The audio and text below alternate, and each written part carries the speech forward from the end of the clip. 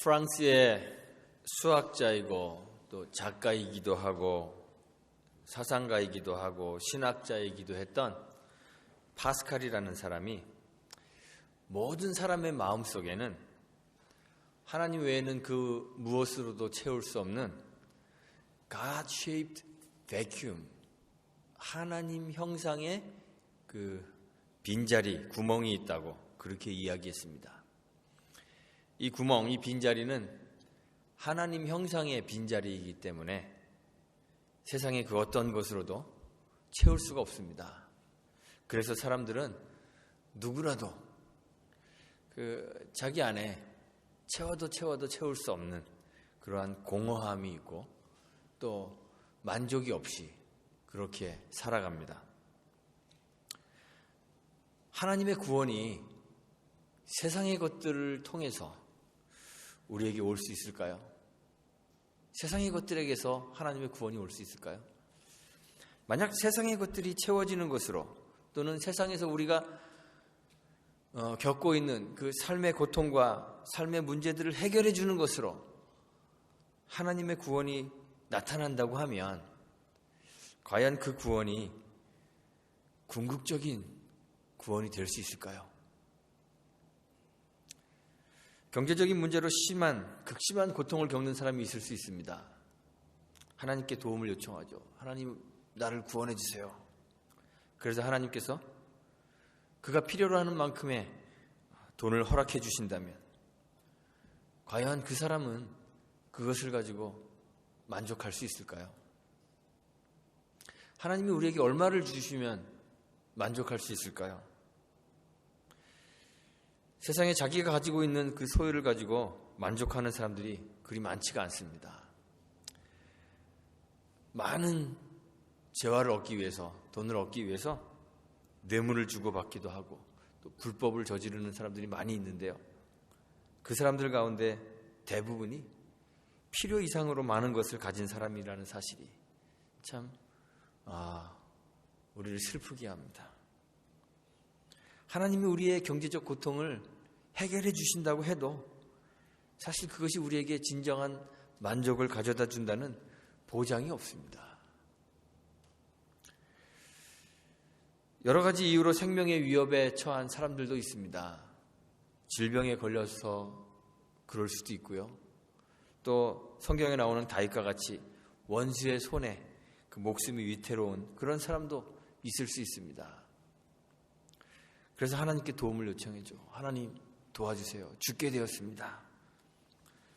그래서 하나님께서 목숨을 건져주신다면 과연 그것으로 만족할 수 있으시겠습니까?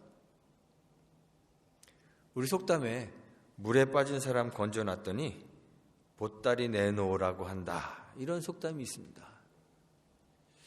단지 살아있다는 것만으로 만족할 수 있는 사람이 없습니다. 생명을 건지고 나면 또 다른 결핍 때문에 또 다른 것을 원하게 됩니다. 우리에게는 결코 만족이라는 것이 없습니다. 우리는 세상에서 자주 공경에 처합니다. 세상에는 우리를 힘들게 하는 수많은 것들이 있어서 너무너무 많은 것들이 우리를 힘들게 해서 너무도 자주 삶의 무게를 느낍니다. 그래서 그만큼 우리는 절실하게 하나님의 구원을 갈망하게 되는지도 모릅니다. 하나님께 기도하고 간구합니다. 때로 하나님께서 우리의 삶에 역사하셔서 우리의 기도에 응답하시고 우리가 현세에서 당하는 이 고통에서 우리를 건져주실 때도 있습니다. 우리에게 도움을 주십니다. 그런데 우리가 당면에 마주쳐 있던 그 삶의 고통에서 공경에서 벗어나서 구원을 얻었다 하더라도 그것이 우리에게 궁극적인 구원이 되지가 않습니다. 솔로몬이 왕이 되었죠. 그래서 주의 백성을 재판하기 위해서 선악을 분별하는 그런 지혜로운 마음 주시기를 하나님에게 구했습니다. 왜 구했을까요? 솔로몬이 자신에게서 부족함을 느끼기 때문에 그랬습니다. 결핍을 느끼기 때문에 여호와의 도움을 요청한 거예요. 여호와께서 지혜롭게 하셨습니다. 지혜와 함께 부도 주셨습니다. 명예도 주셨습니다. 권력도 주시고 쾌락도 그에게 다 베풀어 주셨습니다. 솔로몬 시대에는 전쟁도 없고 또 솔로몬을 대적하는 대적도 없는 그러한 평화로운 시대를 가지게 되었습니다. 다 소유한 것이죠. 그런데 이렇게 모든 것을 다 소유한 것이 솔로몬에게 궁극적인 구원이 되지 못했습니다. 오히려 그의 영혼은 다른 걸 다 가졌는데 그의 영혼은 길을 잃고 허우적대기 시작했습니다. 전도서를 읽어보면 모든 것을 다 가졌던 그 솔로몬이 느꼈던 허무감을 우리가 발견할 수 있습니다. 자신과 그가 다스리던 이스라엘이 오히려 내리막길을 걸어가게 됩니다. 사람들은 누구나 살다 보면 크고 작은 곤경에 처하게 됩니다. 어려움을 만나게 되면 신자들 당연히 하나님 앞으로 나아가 하나님의 도우심을 구하고 그의 구원을 기대해야 합니다. 그렇게 하실 것입니다. 그러면 하나님께서는 자기 백성을 그 곤경에서 건져내어 주시기도 하십니다. 많은 성경의 인물들이 이렇게 하나님의 그 구원을 체험했습니다. 하나님 앞으로 나아가 구원을 요청하면 하나님은 그 결과로 현세에서 얻어지는 하나님의 구원을 경험하게 하십니다. 노아도 그랬고 모세도 그랬고 이스라엘 백성들이 다 그랬습니다. 하나님의 구원을 경험했습니다. 예수님 시대에 예수님을 만났던 사람들, 수많은 사람들이 이러한 특별한 구원을 경험했습니다. 주님을 만났던 병자들, 중풍병자들, 문둥병자들, 귀신 들렸던 자들, 죽음 앞에 놓여 있었던 사람들이 치유와 구원을 경험했습니다. 오늘 본문을 기록한 시편의 저자 다윗도 이렇게 하나님의 구원을 경험한 사람입니다. 고통 가운데 부르짖으면 주님을 찾아가 주님께 구원을 요청하면 하나님이 그들을 구원하십니다. 홍수에서 건져내 주시기도 하셨습니다. 남자아이들은 태어나기만 하면 그냥 다 죽여야 하는 그러한 박해 속에서 구원받기도 했습니다. 홍해에서 구원받고 광야에서 구원받았습니다. 하나님의 구원을 체험했습니다. 질병과 죽음에서 건지심을 받았습니다. 삶에서 닥치는 그 수많은 위기들에게서 구원받았습니다. 그러나 그것이 과연 구원의 종착지일까요? 우리가 가려고 하는 그 구원의 종착점이 거기일까요? 병을 고침받는 것이 구원이 아닙니다. 예수님께서 38년 된 병자를 고치셨죠. 베데스다 연못가에서 38년 동안이나 질병으로 고통받고 있던 사람을 주님이 구원해 주셨습니다. 그런데 그것이 그에게 구원이 아니었습니다. 주님은 후에 그를 만나셔서 그에게 말씀하시죠. 요한복음 5장 14절에 보라, 내가 나았으니 그것으로 끝이 아닙니다. 내가 나았으니 더 심한 것이 생기지 않게 다시는 죄를 범치 말라 말씀하셨습니다. 병이 나은 것이 구원의 완성이 아닙니다. 하나님께서 우리의 육체의 필요를 채워주시는 것, 그것이 구원의 완성이 아닙니다. 그 이면에 하나님의 궁극적인 구원이 있습니다. 오늘 본문을 기록하고 있는 다윗도 고난 깊은 삶을 살았습니다. 그는 여호와께 부르짖어야만 했습니다. 내 기도에 귀를 기울여 달라고 하나님께 간구해야만 했습니다. 고통과 괴로움이 있다는 거예요. 다윗이 부르짖으며 간구하는 이유가 무엇입니까? 다윗의 주변에 그를 위협하는 위험이 도사리고 있기 때문에 그렇습니다. 그를 압제하는 악인이 있습니다. 다윗은 오늘 본문에 보니까 그러한 사람들을 극한 원수라 그랬습니다. 극한. 이 극한이라는 말은요, 치명적이라는 뜻입니다. 치명적인 원수가 있습니다. 그들이 교만히 말합니다. 다윗을 넘어뜨리기 위해 그를 애워싸고 있습니다.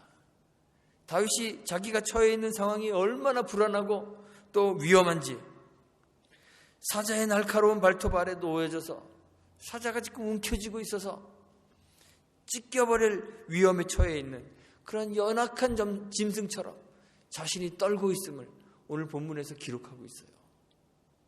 구원이 절실히 필요하여서 하나님께 기도합니다. 나의 영혼을 구하소서. 나를 주의 손으로 구하소서. 다윗은 이렇게 하나님께 기도할 때 확신하며 기도합니다. 하나님의 구원을 확신합니다. 오늘 7절에 보니까 하나님을 뭐라고 부르냐 하면 주께 피하는 자를 그 일어나 치는 자에게서 오른손으로 구원하시는 주. 길지어 좀. 주께 피하는 자를 그 일어나 치는 자에게서 오른손으로 구원하시는 주라고 불렀습니다.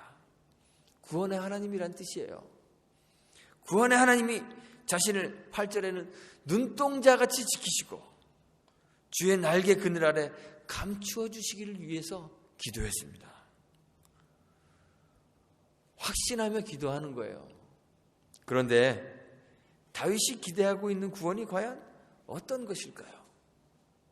목숨을 유지하는 거, 혹 이미 잃어버렸거나 아니면 잃어버릴지도 모르는 재산, 소유, 그것들을 되찾는 것, 지키는 것, 또는 명예와 권세를 회복하는 것.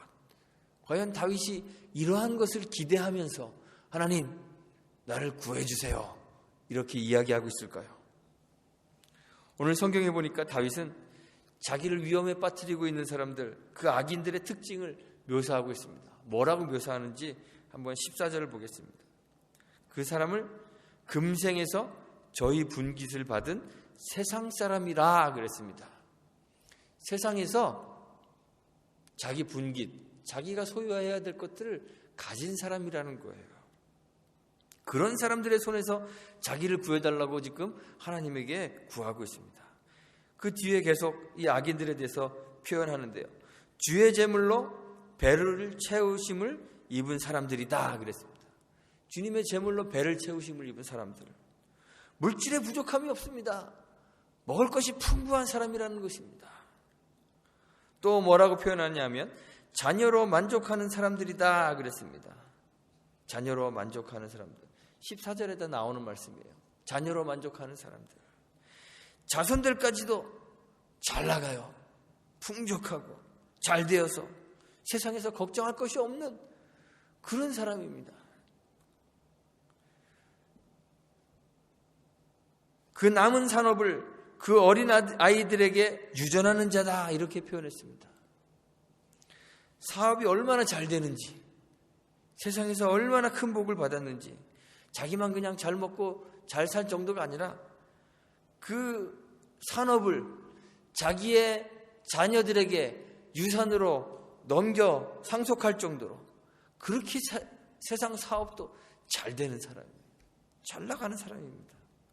재물로 배를 채우고 자녀들도 잘 되고 잘 풀리고 산업도 잘 돼서 풍족하고, 이런 것들이 다 우리가 원하고 구원이라고 생각하는 것들이잖아요. 그렇게 됐으면 좋겠잖아요. 그래서 기도하는 거잖아요. 하나님, 나를 구원해 주세요, 이렇게 기도할 때 이런 거 원하고 기도하는 거 아닙니까? 그런데 다윗은 우리가 세상에서 원하고 있는 것들, 나도 이렇게 되었으면 좋겠다 생각하는 것들을 복이나 구원이라고 이야기하지 않고 악인의 특징이라고 이야기하고 있습니다. 이해가 잘 안 될 수도 있습니다. 이해가 잘 안 되시죠? 예레미야 선지자도 이런 세상을 이해할 수 없어서 여호와께 질문했습니다. 예레미야 12장 1절에 내가 주께 질문합니다 그랬어요. 악한 자의 길이 형통하며 패역한 자가 다 안락함은 도대체 무슨 이유 때문입니까? 예레미야 선지자가 하나님께 이렇게 물어보았어요. 시편 73편을 지었던 아삽도 이것 때문에, 악인이 형통한 것 때문에 거의 실족할 뻔했다 그랬습니다. 그의 걸음이 미끄러질 뻔했다고 그랬습니다. 시편 73편 4절에 보니까 저희는 죽는 때에도 고통이 없고 얼마나 복을 많이 받았는지 죽을 때에도 전혀 고통을 느끼지 못합니다. 그 힘이 건강하고 죽을 때가 다 됐는데도 힘이 건강합니다. 타인과 같은 고난이 없습니다. 타인과 같은 재앙도 없습니다. 13절에 보니까 이들은 악인인데도 불구하고 항상 평안하고 재물은 더한다 그랬습니다. 우리가 고난 속에서 부르짖으며 주께 구하고 있는 것들, 우리가 주님으로부터 받고 싶어서 기대하고 있는 것들, 그 구원이 실은 지금 악인들이 다 누리고 있는 것들이에요. 삶이 잘 되고 평안한 것이 악이라는 말은 아닙니다. 그러나 역으로 삶이 잘 되고 평안한 것이 구원도 아니라는 말입니다. 우리의 목적지가 거기가 아니라는 이야기입니다. 다윗이 오늘 자기가 지은 이 시 마지막 절에서 고백하죠. 15절에 나는 의로운 중에 주의 얼굴을 보리니 깰 때 주의 형상으로 만족하리이다. 주의 얼굴을 볼 것입니다. 나의 만족은 주님의 형상, 주님의 모습을 보는 것에 있습니다. 이렇게 고백하는 거예요.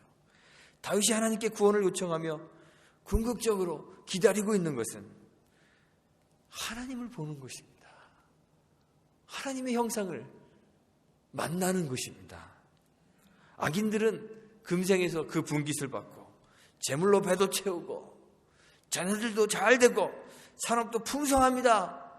그러나 다윗은 세상에서 얻는 이런 복락들, 온갖 복락들, 세상에서 당하는 문제를 해결하는 것, 그것도 필요하지만 그것을 궁극적인 구원이라고 생각하지 않은 것입니다. 더 본질적이고 더 궁극적인 하나님의 구원을 기대하고 있습니다. 그것이 무엇이냐? 주님의 얼굴을 보는 것입니다. 주의 형상을 보는 것입니다. 그러면 그는 만족할 것이라고.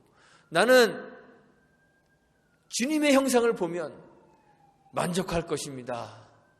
시편에서 이렇게 노래하고 있는 것입니다.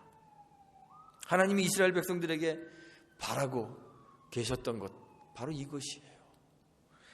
그들을 애굽에서 건져내시고 하나님이 그들의 하나님이 되기로 결정하셨죠. 그래서 하나님이 그들을 회막 가운데서 만나셨습니다. 매일매일 그들을 회막 가운데서 만나주신 거예요. 하나님이 그들 가운데 이스라엘의 진중에 거하셨습니다. 그들과 함께하는 것이, 하나님이 그들과 함께하는 것이 그들에게 구원이었습니다. 그런데 이스라엘 백성들이 이걸 이해하지 못한 거예요. 욥도 그랬습니다. 갑작스런 재앙을 당했을 때 욥이 얼마나 당황했는지 몰라요.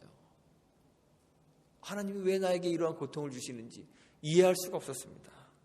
욥을 위로하기 위해서 찾아왔던 욥의 친구들도 욥의 몰락을 보면서 하나님께 버림받았다고, 욥이 이제 하나님께 버림받았다고 그렇게 생각했습니다. 그래서 욥에게 회개를 촉구하죠. 회개해라, 회개해라, 회개하고 여호와의 구원을 구하면 유명한 이야기가 나오잖아요.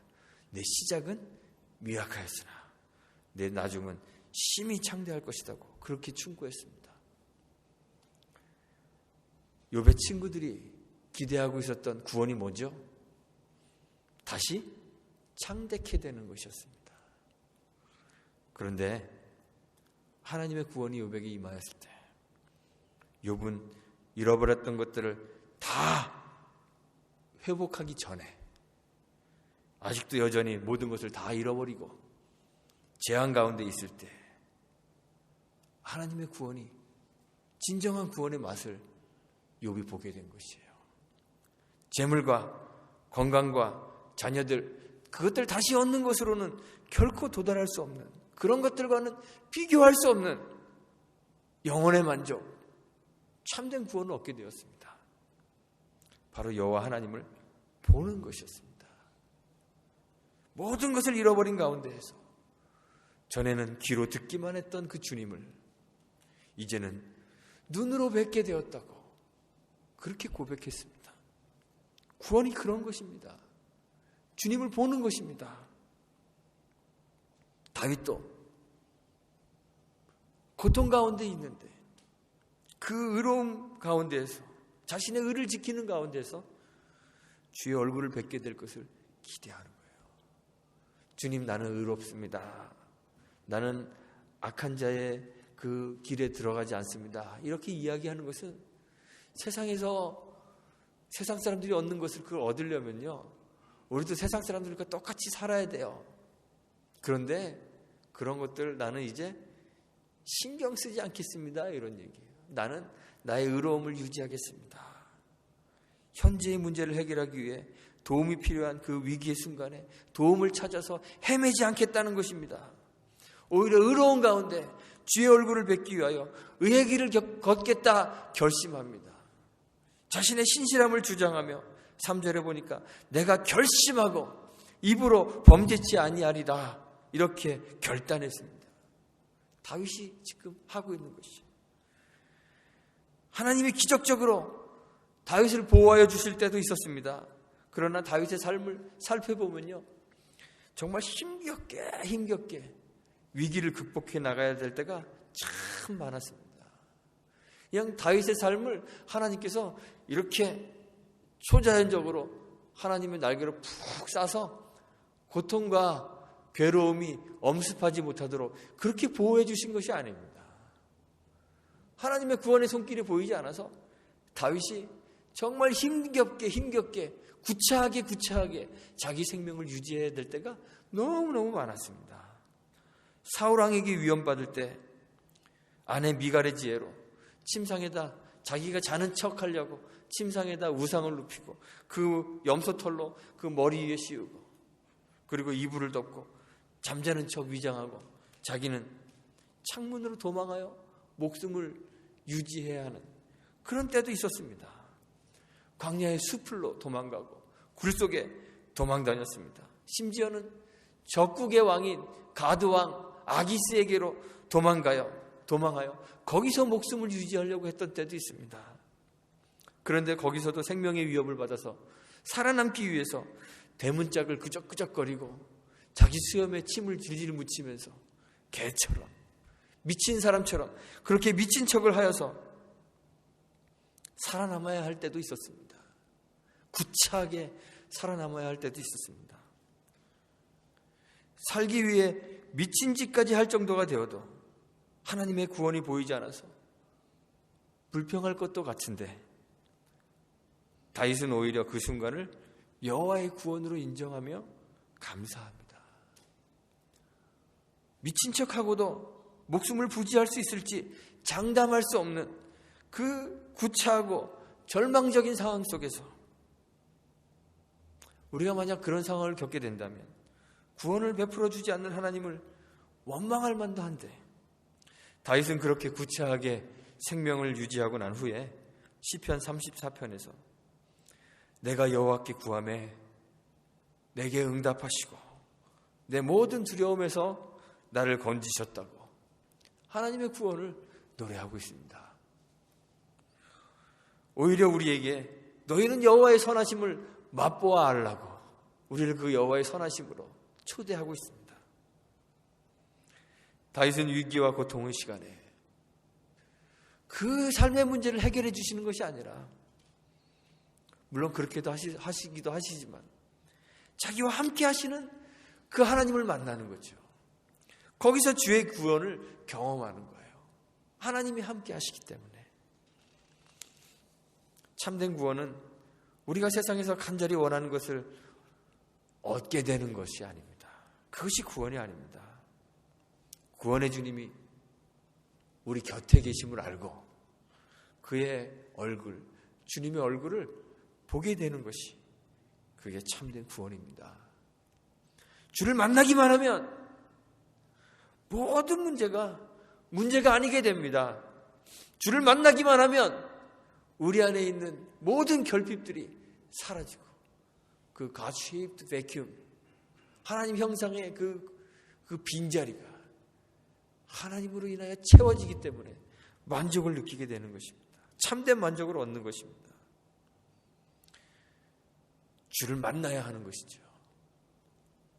우리가 세상에서 겪는 어려움들, 경제적 위기, 사회적 위기, 관계에서 오는 그러한 불편함, 육체의 질병 같은 삶의 문제들이 해결되기를 하나님께 간절히 기도할 수도 있습니다. 그러나 우리가 기억해야 하는 것은 그것들을 해결한다고 해도 그것이 우리가 얻어야 할 최종의 목적지, 가야 할 궁극적 구원이 아니라는 사실입니다. 세상의 것들은 아무리 많이 우리에게 채워진다 해도 그것이 우리에게 참된 만족을 줄 수 없으며, 우리는 원하는 것을 다 얻고 난 후에라도 여전히 결핍을 느끼게 되고 더 많은 것, 또 다른 은혜를 갈구하게 될 것이라는 사실입니다. 우리는 하나님 함께 하시는 그 하나님 만나고 그의 얼굴을 뵐 때야 참된 구원을 경험하고 영혼의 만족을 얻을 수 있습니다. 주님이 함께 하시는 그 주님이 여러분들 삶 속에 계심을 여러분들이 알고 계십니까? 그 주님을 만나셨습니까? 그 얼굴을 뵙고 계십니까? 그래서 다윗은 주님의 구원을 요청하며 나는 이제 주님의 얼굴을 볼 것이며 주의 형상으로 만족할 것이라고 노래하고 있습니다. 우리도 다윗과 같이 삶의 깊은 고난과 어려움 속에서도 참된 구원을 기대하며 소망하고 기도할 수 있게 되기를 간절히 바랍니다. 세상에서 우리의 분깃을 받고 재물로 배를 채우고 자녀로 만족하고 산업이 풍부해지는 것 같은 삶의 문제가 해결되는 그러한 구원도 하나님이 주셨으면 좋겠습니다. 그런 것도 맛볼 수 있겠으나 그러한 세상의 것으로는 채워지지 않는 그러한 참된 구원을 여러분들이 경험하시기를 간절히 소망합니다. 세상의 것으로 채워지는 것을 구원으로 여겨 그것을 목표로 삼지 않고 주님의 얼굴 보기를, 주의 형상 만나기를 갈구하며 주님의 형상으로 만족하시는 여러분들이 되시기를 간절히 바랍니다. 주님과 함께하면 거기에 참 구원이 있고 세상이 줄 수 없고 알 수도 없는 평안이 거기에 있다는 것을 깨닫게 되시기를 바랍니다. 그래서 우리를 구원하시기 위해, 우리와 함께 거하시기 위해, 주님의 이름이 그렇죠? 예수, 우리를 구원하시는 자, 임마누엘, 우리와 함께 하시는 자, 우리를 구원하시기 위해, 다시 말해서 우리와 함께 하시기 위해 이 땅에 오셨던 그 주님을 우리의 삶의 자리에서 다 만날 수 있게 되시기를 바랍니다. 참된 구원을 경험하며 주님의 형상으로 만족하는 저와 여러분들이 되시기를 주님의 이름으로 축원하고 부탁드리겠습니다. 기도합니다.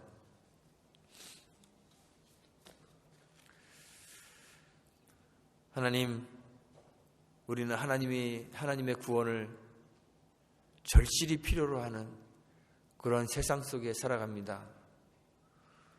삶의 무게를 느끼게 하는 수많은 일과 사건들이 우리의 삶 속에서 매일매일 벌어져서 우리는 단 하루 단 한순간도 마음을 놓고 살아갈 수 없는 그러한 불편한 세상 속에 살아갑니다.